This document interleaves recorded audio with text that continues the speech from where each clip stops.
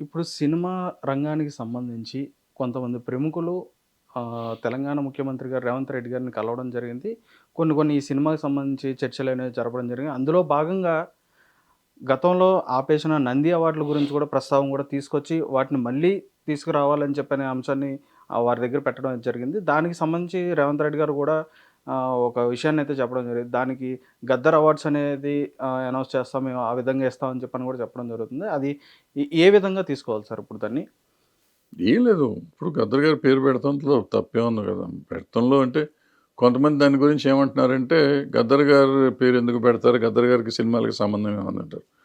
గద్దర్ గారు ప్రజా గాయకుడు, ప్రజల కోసం చేసిన ఇది.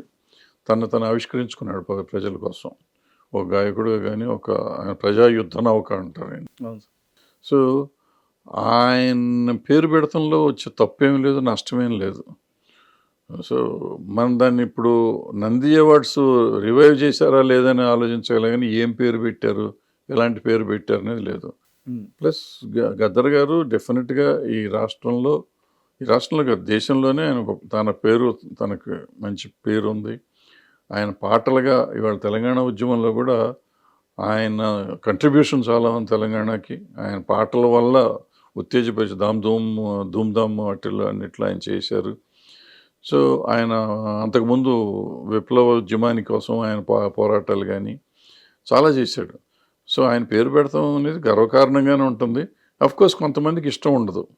అంటే ఆయన కమ్యూనిస్టు భావాలతో ఉన్నవాడు కాబట్టి వాళ్ళ పేరు పెడతారా, ఈ కమ్యూనిస్ట్ పేరు ఎందుకు పెట్టాలి అనేది కొంతమంది ఉంటుంది. సో, కమ్యూనిస్టా కాదా అనేది కదా, ఇప్పుడు అన్ని పార్టీలు పనిచేస్తేనే కదా మన తెలంగాణ వచ్చింది. ఆ తెలంగాణ కోసం పోరాటం కోసం చేసిన వాళ్ళలో ఆయన కూడా ఒక ఇంపార్టెంట్ పర్సన్ కాబట్టి ఆయన పేరు పెడతంలో తప్పేం లేదు. మామూలుగా ఏమంటారంటే, ఒక పేరు పెట్టినప్పుడు ఏదైనా ఒక అవార్డు పెట్టాలి కానీ అవార్డులకి ఆ పేరు పెడతారా అని. ఇవన్నీ పిచ్చి ఆర్గ్యుమెంట్స్. ఆర్గ్యుమెంట్ ఎందుకు మనకి? నంది అవార్డులను పెట్టారు. నంది అవార్డులు ఇప్పుడు సెపరేట్ అయినాక ఆ పేరును పెట్టలేము. ఇప్పుడు ఈ గవర్నమెంట్ ఈ పేరు పెట్టింది. అసలు అవార్డులు ఇస్తారో ఎవరైనా ఆలోచిద్దాం మనం. ఇచ్చే అవార్డుల గురించి ఏదో డిస్కషన్ ఎందుకు, అవసరమా? అంతే సార్. అది అవసరం లేదు. దీంట్లో ఇంకొకటి ఉంది అనవసరంగా. కొంతమంది సార్ ఆంధ్ర తెలంగాణ, ఆంధ్ర వాళ్ళకి ఇష్టం లేదు. ఎవడు చెప్పాడు? ఎవడితో చెప్పాడు మాకు ఇష్టం లేదని ఎవరిని చెప్పారా? ఎవరైనా ఓపెన్గా కానీ రహస్యంగా అని చెప్పారు. పేర్లు చెప్పమానండి. ఆంధ్ర వాళ్ళకి ఇష్టం లేదు, వాళ్ళు ఒప్పుకోవట్లేదు, గద్దర్ బొమ్మ పెట్టుకోండి, మేము ఎట్లా పెట్టుకుంటాం, మా ఇంట్లో పెట్టుకోమన్నారు. ఏ ఆంధ్రవాడు చెప్పాడు? ఏ ఆంధ్రవాడు ఎవరికి చెప్పారు? ఒకళ్ళు చెప్పమానండి. అనవసరమైన పిచ్చివాగుడు వాగేసి దాని మీద ఆంధ్ర తెలంగాణ 10 years అయిపోయి రాష్ట్రం విడిపోయి అంత శుభ్రంగా ఉన్నప్పుడు వీళ్ళు ఆంధ్ర తెలంగాణ ఇవ్వడ కూడా దాని గురించి మాట్లాడి సినిమాల్లో తేడా తెస్తున్నారు. తెలంగాణ వాళ్ళకి ఇచ్చుకోండి, నష్టమేం లేదు. ఇప్పుడు అవార్డు ఎవరికి ఇస్తే ఏంటి? ఫ్యామిలీలో ఎవరికి వచ్చినా ఒకటే. ఇవాళ ఆంధ్ర తెలంగాణ 2 ఫ్యామిలీలు అనుకోవట్లేదు, అన్నదమ్ముల ఫ్యామిలీలు అనుకుంటున్నాం. తమ్ముడు ఫ్యామిలీకి వచ్చింది అనుకుంటాం, నష్టమే ఉంది. అది ఏంటనే నామ్స్ ఏదో పెట్టుకొని చేసుకోవచ్చు. బట్ దాన్ని ఇవాళ మళ్ళీ ప్రాంతీయ తత్వంగా మార్చడం ఇవన్నీ బాగాలేదు.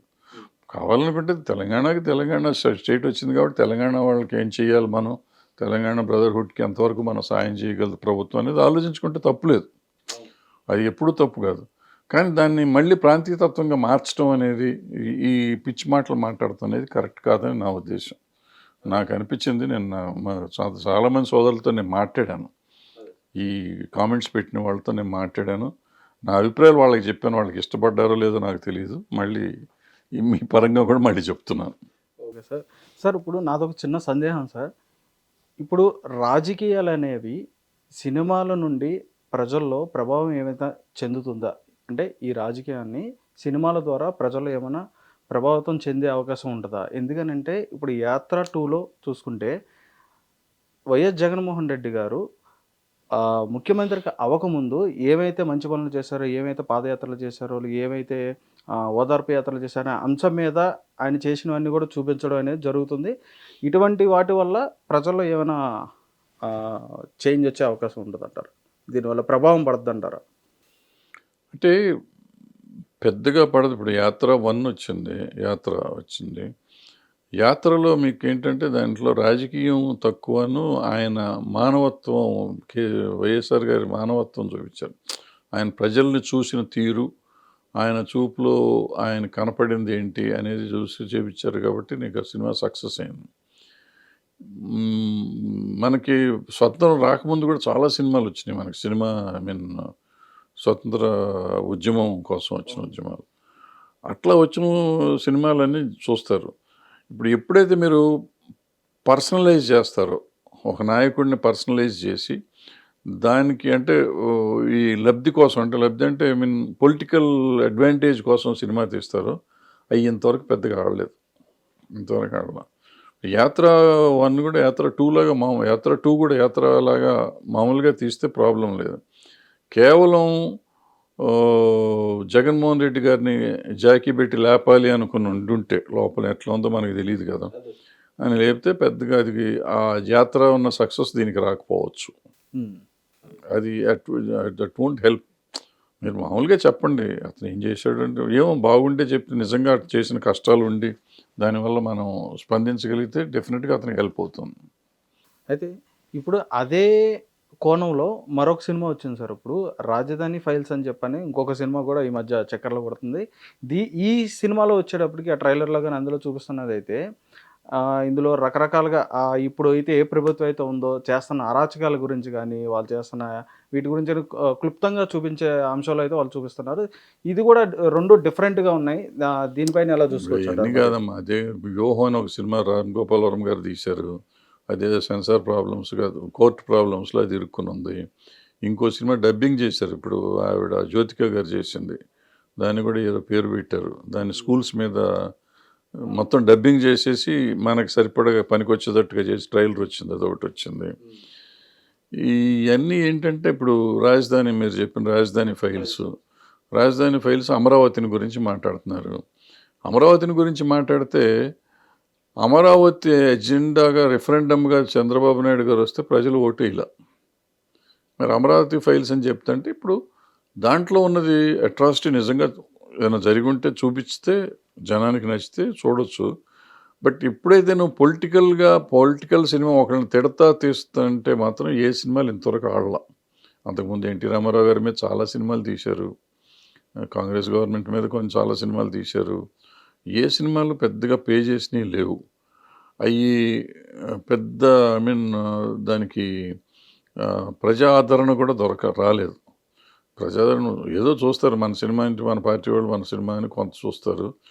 బట్ ఎలక్షన్ ఫీవర్ వచ్చేసినాక ఏమవుతుందంటే వీటిని చూసే ఉద్దేశం ఉండదు. ఎందుకంటే ఒక సినిమా తీసాం, వైఎస్ఆర్సీపీ కోసం నేను సినిమా తీసాను. వైఎస్ఆర్సీపీ గొప్పది, తెలుగుదేశం చండాల దుర్మార్గం, చంద్రబాబు నాయుడు దుర్మార్గం అని నేను సినిమా తీసాను అనుకో, వైఎస్ఆర్సీపీ వాళ్ళు చూడాల్సిన అవసరం లేదు. వాళ్ళకి ఏదో 10 మంది వచ్చి చూసి ఏజులు వేసి వెళ్ళిపోతారు, వీళ్ళకి అక్కర్లా, వాళ్ళని చూడరు. అట్లాగే తెలుగుదేశం వాళ్ళు తీశారనుకోండి, ఇప్పుడు రాజధాని ఫైల్లో ఇంకోటో ఏదో తీశారనుకోండి, జగన్మోహన్ రెడ్డి పరమ దుర్మార్గుడు, దేశాన్ని నాశనం చేశాడు, ఇతన్ని ఉండకూడదు అని తీశారు. ఇది తెలుగుదేశం వాళ్ళందరికీ తెలుసు కాబట్టి వాళ్ళు రారు. వీళ్ళు మమ్మల్ని తిడుతున్నాడు కాబట్టి మేము చూడక్కర్లేదని వీళ్ళు రారు, వాళ్ళు రారు, నా గరకాన ఘాట్గా అవుతారు వీళ్ళంతా. సో వాళ్ళు ఎవరినో వస్తే మొదటి రోజు వచ్చి వేసి వెళ్ళిపోతారు, తర్వాత రోజు నుంచి ఆవిడ పట్టించుకోవడం. అందుకని వాళ్ళు చూడరు, వీళ్ళు చూడరు. నువ్వు ఎప్పుడైనా కానీ రాజకీయ సినిమాలు తీయాలనుకుంటే ఓ మానవీయ కోణంతో తీసుకుని ఓ జరిగిన అన్యాయాన్ని నువ్వు సరిగ్గా చూపిస్తే, మనం ఈ గుర్రాలకి పెడతారు, గుర్రాలకి ఎడ్లకి జంతువులకి అవి కళ్ళకి ఈ కట్టకుండా ఓపెన్గా సినిమా తీస్తే ఏ రాజకీయ సినిమా అయినా కానీ ఆడతాయి, ఛాన్సెస్ ఉంటాయి ఆడటానికి. నువ్వు ఎప్పుడైతే ఒక పార్టీకి కొమ్ము కాస్తావని ప్రయత్నం చేస్తానికి ఇది ఏ పార్టీ అయినా కానీ, అది యాత్ర అవ్వచ్చు, మీరు చెప్పిన రాజధాని ఫైల్స్ అవ్వచ్చు, ఇంకోటి అవ్వచ్చు, ఐ డోంట్ థింక్ పెద్ద దాని రిజల్ట్ ఉంటుంది అనుకో. బట్ ఒక రోజు మాట్లాడుకోవడానికి ఉంటుంది. బట్ ఏదో ఒకటి మార్కెట్లో ఉంటే పబ్లిసిటీ పోస్టర్స్ ఉంటాయి, తెలుస్తాయి. సో ఇవన్నీ తెలియకుండా పబ్లిసిటీ ప్రమోషన్ చాలా ఎక్కువ వస్తుంది ఆ పార్టీలకి, లోకల్గా పార్టీలకి వస్తుంది. సార్ అంటే ఈ సినిమాలు కానీ ఇవన్నీ చూసుకుంటే ఎన్నికలకు ముందే వచ్చి ఈ ప్రజల్లోకి ఏంటంటే ఒక హంగు ఆర్భాటాలను తీసుకొచ్చి ఏమైనా డివేట్ చేసే అంశాల్లో తీసుకోవాలా, లేదంటే రాష్ట్రానికి కానీ ప్రజలకు కానీ ఏమైనా భవిష్యత్ మార్గంలో తీసుకొచ్చే అవకాశాన్ని ఆలోచిస్తున్నారనేది ప్రజల్లోకి ఒక డైలమాలో ఉండిపోయారు సార్. అంటే రాష్ట్రానికి జరుగుతుందని పెద్ద అనుకోని, ఎందుకంటే వీళ్ళు పొలిటికల్గా ఒక మనిషిని ఎలివేట్ చేయడానికి ఇటు చంద్రబాబు నాయుడు గారినో లేకపోతే ఇటు పవన్ కళ్యాణ్ గారినో లేకపోతే జగన్మోహన్ రెడ్డి గారినో ఎలివేట్ చేయడానికి రాసేది, లేకపోతే వీళ్ళని డిఫేమ్ చేయడానికి. వీళ్ళని ఎలివేట్ చేసే సినిమా ఏ పార్టీ వాళ్ళు ఆ పార్టీ వాళ్ళని ఎలివేట్ చేసుకుంటారు, మిగతా వాళ్ళని డిఫేమ్ చేస్తారు. సో వీళ్ళని డిఫేమ్ చేసినా ఎలివేట్ చేసినా ఆ సినిమాల మీద పెద్ద ఆసక్తి ఉండదు ప్రజలకి. ఏదో కొంత ఫ్యాన్ ఫాలోయింగ్ ఏదో ఉంటుంది. మొత్తం మీద మొత్తం రాష్ట్రం అంతా కలిపి 1,00,000 మంది 2,00,000 మంది చూశారు అనుకో, 4 కోట్ల మందిలో 1,00,000 2,00,000 ఏముంటుంది, అది వేస్ట్ కదా. సో అట్లా ఏముండదు అది. నాకు తెలిసినంత వరకు మీరు చరిత్ర తీసుకోండి, 40 ఏళ్ళ చరిత్రలో అట్లా ఆడిన సినిమాలు చాలా తక్కువ, లేవు కూడా. ఒక రైట్ చూశారు కదా, మరి తమ్మారెడ్డి భరద్వాజ్ గారు అయితే రాజకీయానికి సంబంధించి కానీ సినిమాకి సంబంధించి కానీ ప్రజల్లో ఎటువంటి ప్రభావం అనేది ఉండదు, వారంతటా వారు ఓటేసుకునే హక్కు వాళ్ళకు ఉంది. అదేవిధంగా ఆ సమయానికి వాళ్ళు ఏం నిర్ణయించుకుంటే ఎవరు నిర్ణయించుకుంటే వారినే గెలిపిస్తారనే అంశాన్ని అయితే వారు క్లుప్తంగా అయితే వివరించడం జరిగింది. మరొక ఇంటర్వ్యూతో మీ ముందుకు వస్తాను, చూస్తూనే ఉండండి హిట్ టీవీ.